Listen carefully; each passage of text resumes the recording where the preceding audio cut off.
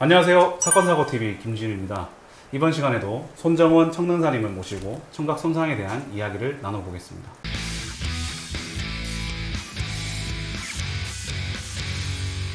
지난 시간에 이제 청각 손상의 원인 그리고 종류에 대해서 알아보았는데요. 내가 이제 전음성인지 감각신경성인지 이런 청각 손상에 대해서 어떻게 알 수가 있나요? 사실 내가 전음성인지 감각신경성인지 알 수 있는 방법은 스스로는 알 수가 없고요. 네네네. 검사를 통해서 알 수가 있습니다. 저희가 보통 1년에 2번 정도 청력검사를 받아보셔서 본인 상태를 좀 파악하라고 하고 있어요. 그거에 따라서 뭐 보청기를 할 건지 뭐 좀 병원 가서 치료를 할 건지를 저희가 이제 추천을 드리는데, 이 청력검사 같은 경우는 이제 뭐 1년에 2번 정도라고 되어 있긴 하지만 꼭 그걸 지킬 필요는 없고요. 내가 평상시에 좀 이상하다 좀 싶으면 그냥 바로 이렇게 검사를 받아보실 것을 추천드리고 있죠. 보통 권고사항은 1년에 2번 정도 검사를 하는 건데, 왜냐면 난청이라는 게 뭐 매달 나빠지는 게 아니고요. 뭐 시간적인 여유를 좀 두고 하는 경우가 많기 때문에 그렇게 자주 할 필요는 없습니다. 그러면 전음성 난청과 감각신경성 난청 호전 가능성은 있나요? 호전 가능성이 있는 게 있고 없는 게 있습니다. 그래요? 네. 일단 전음성 난청을 예로 들어서 설명드리면, 전음성 난청은 신경이 손상된 게 아니기 때문에 소리를 키워줘도 잘 들으세요. 그래서 병원에 이제 의사 선생님들이 이제 진단을 하시는 게 중요하시거든요.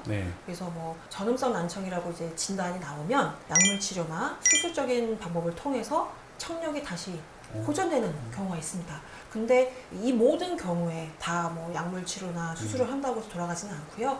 특정 몇몇 질환 같은 경우는 수술을 한다고 해도 청력이 이제 돌아가지 않는 경우가 있어요. 그러면 전음성 난청의 경우에는 신경 손상이 없어서 호전 가능성이 있다라는 거고, 물론 모든 케이스에서 회복되지는 않겠지만 그래도 호전 가능성이 있다고 볼 수 있고, 그럼 반대로 이제 감각신경성 난청인 경우에는 호전 가능성이 없다는 말씀이신가요? 그렇죠. 감각신경성 난청은 일단 신경이 손상된 거예요. 아직까지 이제 국내 현대의학으로는 청신경이 손상됐을 때 정상으로 돌린다거나 뭐 수술이나 약물 치료로 회복시킬 수 있다는 게 없어요. 이미 많은 학계에서도 보고된 결과이기 때문에. 그래서 제가 항상 말씀드리는 게 있는데요. 골든타임이라는 게 있어요.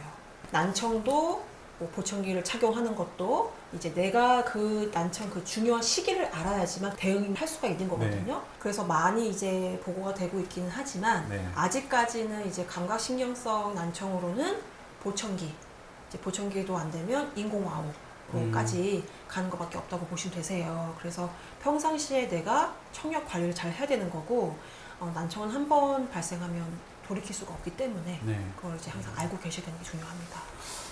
네, 감각신경성 난청의 경우에는 호전 가능성이 없다고 볼 수 있겠군요.